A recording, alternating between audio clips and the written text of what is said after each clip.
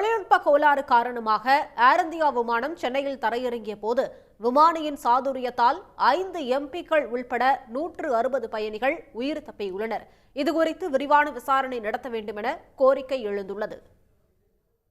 திருவனந்தபுரத்தில் இருந்து நேற்று இரவு 7:20 மணிக்கு டெல்லிக்கு புறப்பட வேண்டிய ஏர் இந்தியா விமானம் 7:50 மணிக்கு டெல்லிக்கு புறப்பட்டது.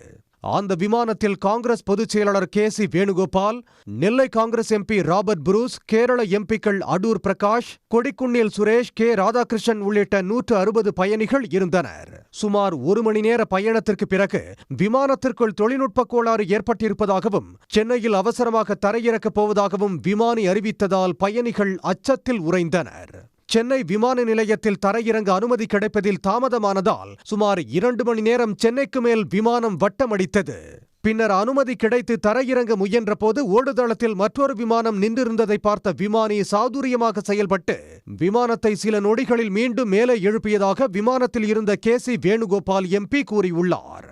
இது தொடர்பாக விமான போக்குவரத்து அமைச்சகம் விசாரணை நடத்தி உரிய நடவடிக்கை எடுக்க வேண்டும் என்று அவர் கேட்டுக்கொண்டார்.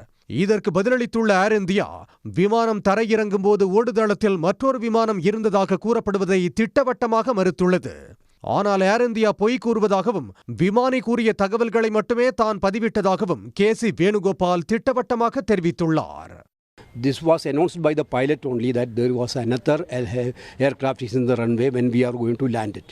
This is announced by pilot, none other than that. I spoke to DGC also yesterday night itself. Let them have an inquiry, proper inquiry. Air India came out with a statement. They said that that's what I am telling. That was a lie. Air India is lying that. It was announced by captain only. இந்நிலையில் பயணிகள் பாதுகாப்பாக தரையிறக்கப்பட்டு மாற்று ஏற்பாடுகள் மேற்கொள்ளப்பட்டதாகவும் பயணிகள் பாதுகாப்பே முக்கியம் என்றும் ஏர் India தெரிவித்துள்ளது. உடனுக்குடன் செய்திகளை தெரிந்து கொள்ள சன் நியூஸ் பெல் ஐகானை கிளிக் பண்ணுங்க.